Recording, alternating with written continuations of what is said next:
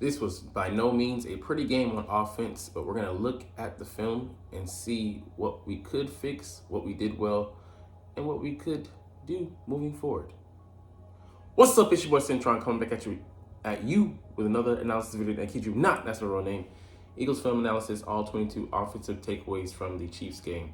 And like I said, this wasn't pretty, a lot of self-inflicted wounds, play calling. We'll get into that. But we have to give the credit, but also, the blame, but more so the credit, because without some of those calls, we don't win this game. All right, anyways, definitely wasn't an easy one to watch, but definitely feels better after coming out with that dub. All right, so yeah, like I was wondering too. I was like, damn, Jalen just dropped his eyes too quick on his first third down here, and he seemed to scramble. I'm like, we gotta pick up those eyes and look downfield. But look at the routes that we were running. Look what we were offering up to QB1.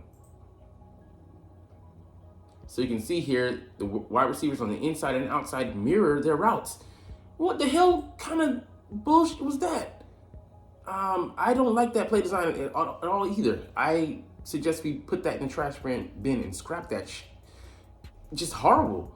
I mean, there were some horrible sequencing, horrible play calls that did not help out our players, our O-line, our quarterback, and what we should offer to this, defense, and try to put them in a conundrum like we did later in the game. That play right into the coverage, they couldn't have rejoiced more than to see them run right into the areas that they were deciding to patrol and making it too easy for them. So, I mean, it was like he was an op here. You were helping out the defense. Let's see. The RPOs, yeah, we've strayed away from that more so this year. I don't know if it was us trying to have Hurts graduate from them and go into a more mature offense. But, if something's working and it's a strength of ours, I'd like to see us execute it and roll with it instead of shying away from it. And I get you don't want to, have defenses figure you out by doing it, so much, but you still want to sprinkle. All right, so let's look at the RPO here. So I love that, we have a motion there, then tight end come in here in front so they can keep hold him and keep him away from dropping to the zone here by Smitty. So Smitty runs the route, the hitch, and it's wide open because, drawing the defenders from around. So excellent play design to keep them away from him. And also, having those linebackers freeze there. So, I mean, it's all a concerted effort to hold players in place to keep them away from that open space and conversion on Devonta Smith. I mean, it just, like, you have stuff like this and you have, like, the previous play. Like, what the So, it just happens to roll out like that. Yeah, I love these outside runs, us focusing more on those instead of, just smashing DeAndre inside. Yeah, he can be an inside runner. He can pick up some of the tough yards, but he's great when you give him space and he's allowed to be shifty. The guy, is an ankle breaker. Look at that preseason game against the Ravens. He shook the guy right out of his shoes. I mean, just that play sticks in my mind. But, we're able to get our players out in space. We have guys like Mailata and Kelsey, this former rugby guy. And then this guy who's just, 36, but looks just as spry as he did in his 20s, which is crazy. And then Jack Stahl pinning a D tackle, just excellent execution. And then, a pin pull. Our guys executing perfectly in space. So let's get to the play here. You see that, Kelsey's out there. Mailata clobbers his guy and just allows DeAndre to operate there in space, and he just shakes and bakes all the guys. But yeah, it's something that, we should run more often. Run into the strength of our offensive line, getting those guys out in space and just letting him go out there and operate. Doesn't have to be the traditional running game. I'm glad we were able to come back to some of these. Let's see. Oh yeah, this is the pick, and it's like AJ changes the ball, the route on the fly. Hurts is looking for a deep end, and he's doing it just as the play is called. And I'm gonna put this one on Brown because Hurts doesn't have that much time. He has a defender in his face when he makes his throw. And if he has a second or two more, sure, maybe he could see that. But run the route as intended to help your quarterback out. I get that, you saw something great, but, go back to the sidelines and, to the next play and tell them that so they can maybe think about it moving forward. But this option route, AJ chose the wrong option, and, it didn't work out for us. It just miscommunication that, is going to be tabbed on, put onto the Hurts tab, but really it's AJ Brown here not bailing him out. So let's look at the route.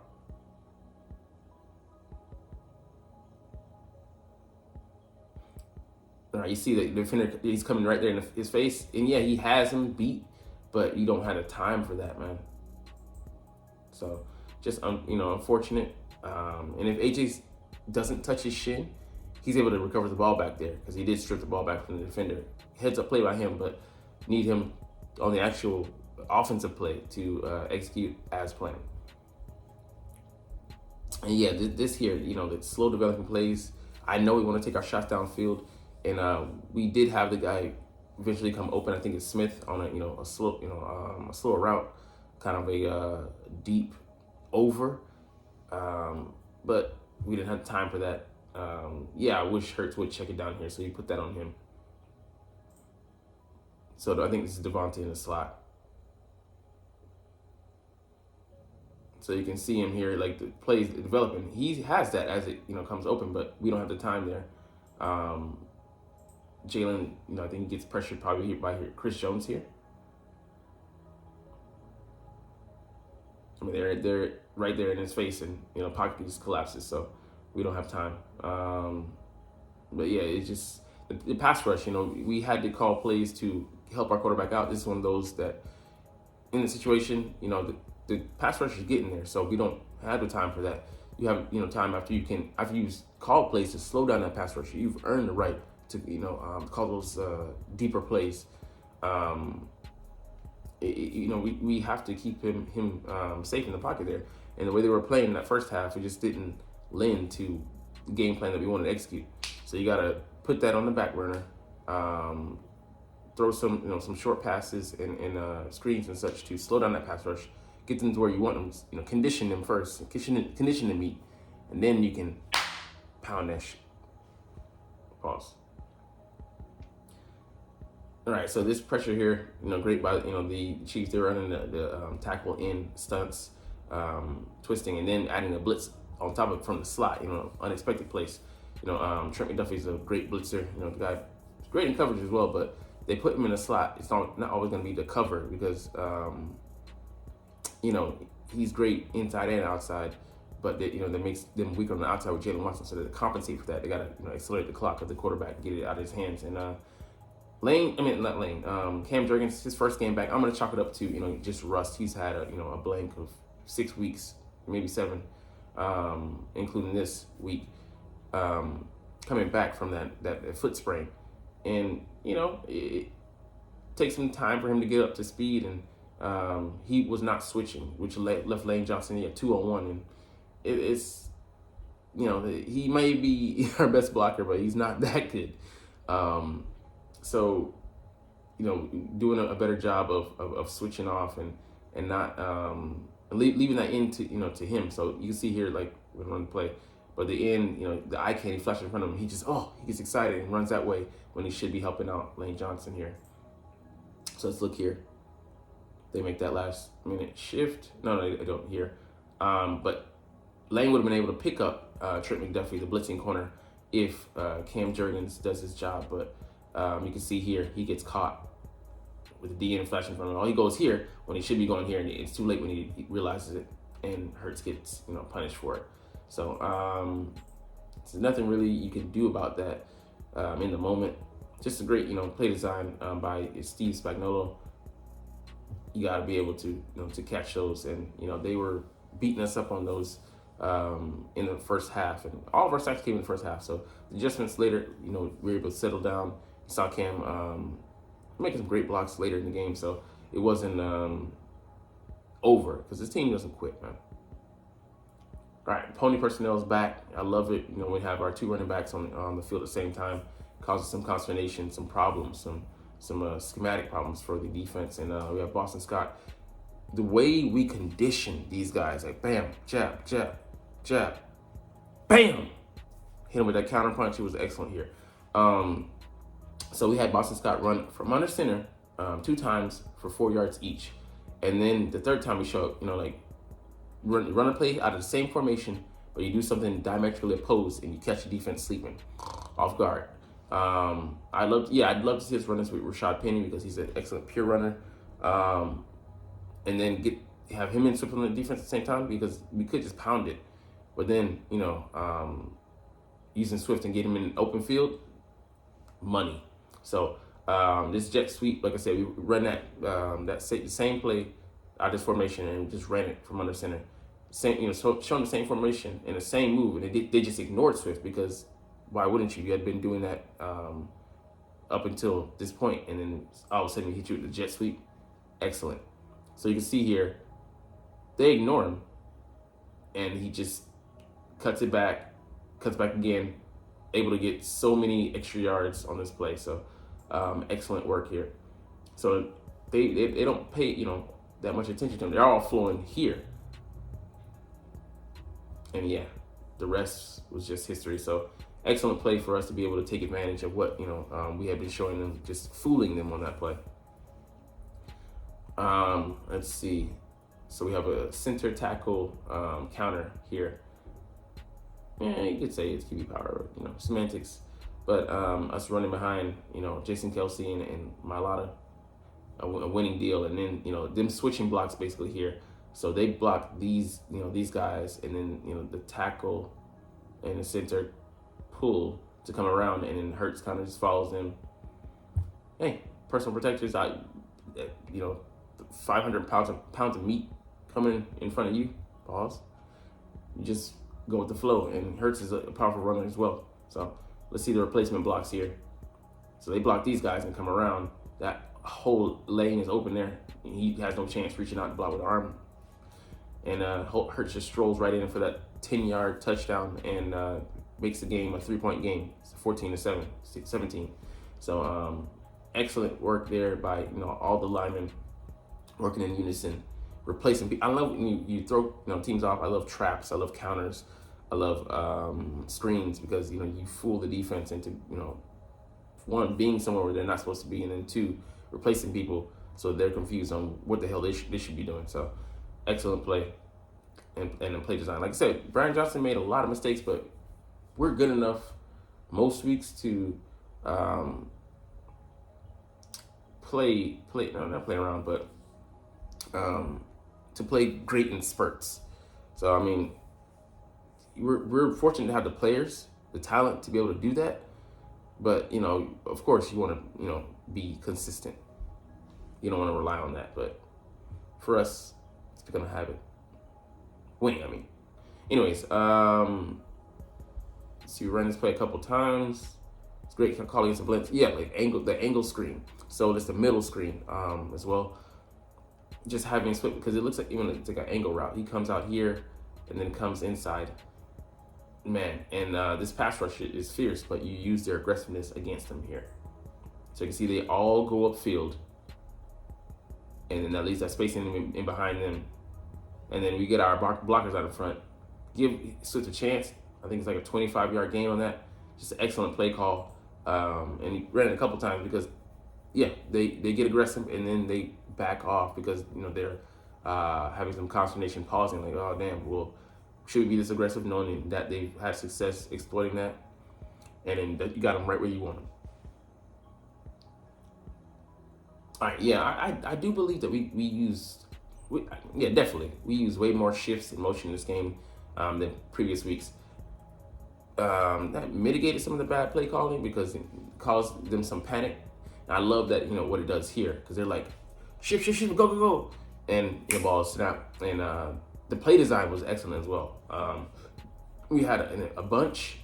We have two here, and then Devonta comes over and makes it a bunch, and they're like, what the hell's going on? Using what teams do against us, in a game. Excellent. And then it just, you could say that some of these multiple of these guys would have been open, but you like that they went with Devonta here because he's perfectly uncovered, cutting against the grain. I mean, like, he's perfectly open there, schemed open. So he runs a great route, don't get me wrong, but it's right out the heels of AJ, and then this guy. So it creates that space there. So it's just beautiful, the design there. So I mean, like you could have hit AJ earlier and then maybe let him on mental carry up. Maybe hit him on the backside here, but the best shot was with that open space that they created there. So I mean, like that's due to the play design. It's like a natural eraser. Like we're creating space there, erasing those guys from where they should be. Man, I love that play call, and a great throw, of course, too. Yeah, this is another one where we got them fooled. So we were running a smash concept, and we run it ad nauseum. So teams are conditioned that okay, that's what they're running, and Devonta runs a slot fade out of the slot here, going up. So instead of going here, he keeps going, and instead of this guy being in perfect position, he's got a guy on top of him, and he's got no help. And then he doesn't, know where the ball is. He looks to Devonta. He's like, okay, the ball's not here yet. He can't put himself in position without, probably getting a DPI. So just an excellent conundrum to put, the defense into, and make sure that no one else is able to help. So he eliminates this 3-on-2 here. Doesn't go there, but he's manipulated the guy, so he's out of the play. And Devonta's able to come under, run under the ball, slow down a little bit, to get, make sure he's where he needs to be and get that. So he puts him in that conundrum. He's a safety, and he's just excellent able to slow down. Unlike MVS, it able to lock the ball in. So that's a real receiver, hands catcher. So up and down game, but like I said, we're able to play in spurts, to take advantage of conditioning defense, getting into good looks, good concepts, and even the bad ones. We're going to learn from those. We're going to look in the film room. Cam Jerkins is going to analyze this play. Realize he has to switch off. Something that his replacement Steen have been doing very well. He's very good at that. Even him being a rookie, but we're going to get better. And moving forward, we'll see how we do in this Bills game. More unpredictable on defense, because what the hell are they going to run? What's Joe Brady's identity with Josh Allen? We don't know. So we'll have to look at previous tape and then guesstimate. But let's go on to the injury report. So yeah, we got a couple guys on there. 5 players who did not practice. Dallas Goedert, not going to play. That fracture. Linton Williams concussion. I doubt that he plays, because a small percentage of players have been able to make it back after having a concussion, and we're on a short week here. So Derek Barnett, personal reasons, don't really care, to be honest. Grant Calcaterra, the ankle, might keep him out. So I think we're gonna elevate Noah Togiai from our practice squad and give him some playing time, because just let the guy get rested up. Justin Evans doesn't look like he's back, ready to be back. Maybe next week. All right, 3 players who were limited participants: AJ Brown, DeAndre Swift, and Quez Watkins. And these 2 are just being managed, so that they can play on Monday for me. But I believe that they'll be out there. And Quez Watkins might be until next week, because he's coming back from that hamstring off of injury reserve. Upgraded Julio Jones. So what was it? I forget. Was a knee. He is going to most likely play. But I mean, unless he suffers a setback. But a very positive sign early in the week that he's back to being full. All right, guys, on the Bills, let's see. Changes. Taylor Rapp and nickel corner were upgraded to limited. Yeah, definitely doesn't mean they're going to play, because Taylor Rapp has that neck injury, and Johnson has a concussion. He has to be cleared independently, but he's their slot corner. He's been holding it down for them. A pretty good guy there. It'd be a big loss if he can't. His backup has a shoulder. He's limited. Micah Hyde didn't play, or he played a limited amount of snaps in the Week 11 game. But with a neck stinger, they're just banged up in that secondary. And then this guy, maybe he's not on track to play, because he did not practice yesterday as well. Dane Jackson, their replacement on the outside. Tre'Davious White, obviously on injury reserve with that Achilles. But full participants: Trent Sherfield, who had 3 for $115 and a TD, 80-yard TD. Josh Allen with that right shoulder, and Dorian Williams, who I don't know. But we'll see. This will be something to watch. Really the Shonenba, say in Japanese, the pivotal point will be tomorrow. See where the guys can go out there and play. But anyways, we're gonna get about it here on that point, on that note. But anyways, you're not even watching though, but it's all good because I love talking about the Eagles. I love making these videos. So like I said, we're gonna chunk deuces. But as always, it's fly Eagles fly, and let's motherfucking go. Like, comment, share, subscribe if you like. Thanks for watching. Check me out at Centron Anime, Centron Life, or Centron Laughs, or other social media.